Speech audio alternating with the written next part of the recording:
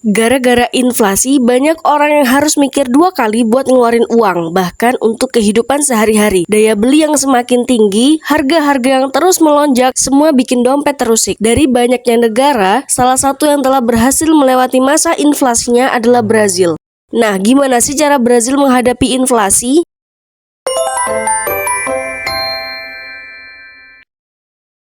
Terjadi pada tahun 1980-an hingga akhir 1990-an, Brazil terdampak inflasi bahkan sampai pada tahap hyperinflasi. Ini menyebabkan ketidakstabilan yang parah pada ekonomi Brazil dan sangat mempengaruhi seluruh aspek kehidupan masyarakatnya. Pada saat itu, harga barang di sana bisa berubah nggak nyampe sehari, bahkan dengan hitungan jam.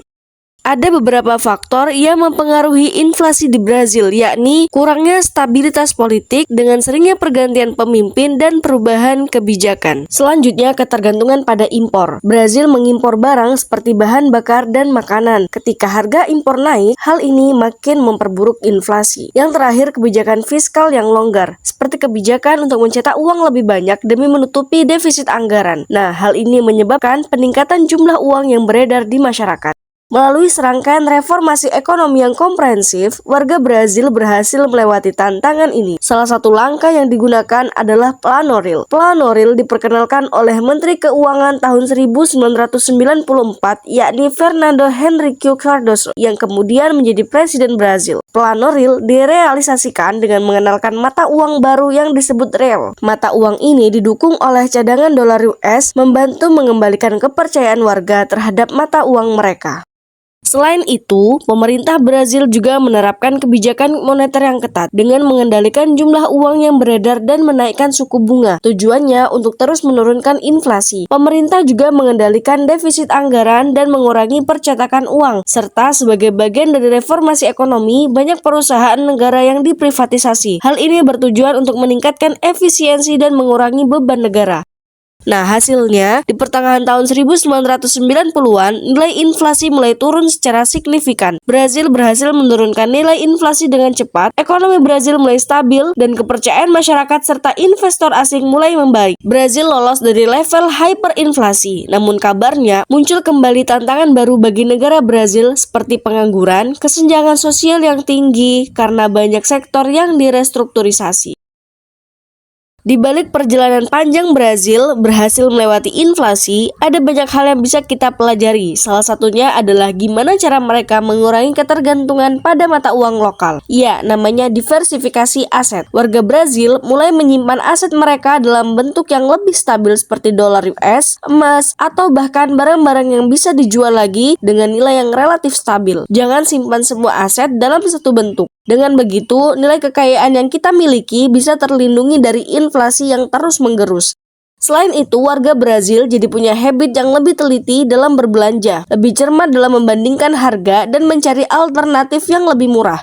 Ini bukan soal merugi, tetapi bijak dalam memilih dan menggunakan sesuatu. Banyak yang mulai memilih produk lokal yang lebih murah, menunda bahkan tidak lagi membeli barang-barang mewah, dan lebih fokus pada kebutuhan primer. Jadi, penting sekali untuk memprioritaskan kebutuhan esensial dan menyesuaikan gaya hidup sesuai kondisi.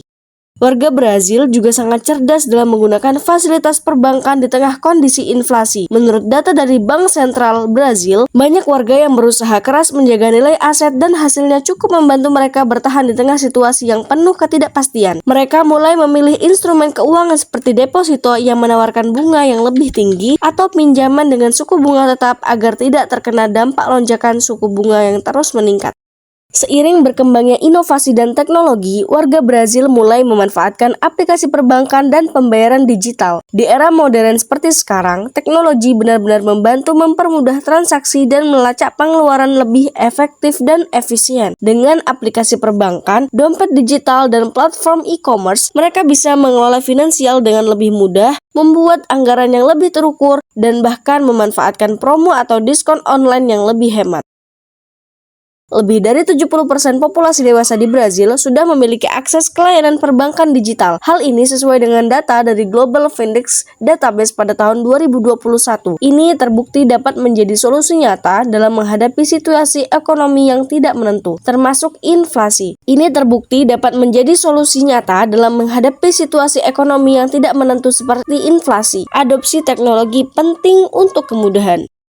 Program pembelian bersama atau komunitas berbagi barang juga menjadi salah satu cara efektif untuk mendapatkan barang-barang dengan harga yang lebih terjangkau. Warga Brazil juga mengandalkan solidaritas dan komunitas lokal. Selain strategi-strategi individual, di tengah-tengah masa sulit, koperasi dan komunitas barter mulai muncul sebagai solusi untuk memenuhi kebutuhan tanpa harus mengandalkan uang tunai yang nilainya terus menurun. Solidaritas dan kerjasama menjadi kunci penting. Dengan membantu dan bekerja sama, kita bisa menemukan cara-cara kreatif untuk bertahan, bahkan di tengah inflasi yang parah sekalipun. Hikmahnya, di masa kritis, kita tidak bisa selalu bergantung pada diri sendiri. Terkadang kita membutuhkan dukungan dari orang lain untuk terus bertahan.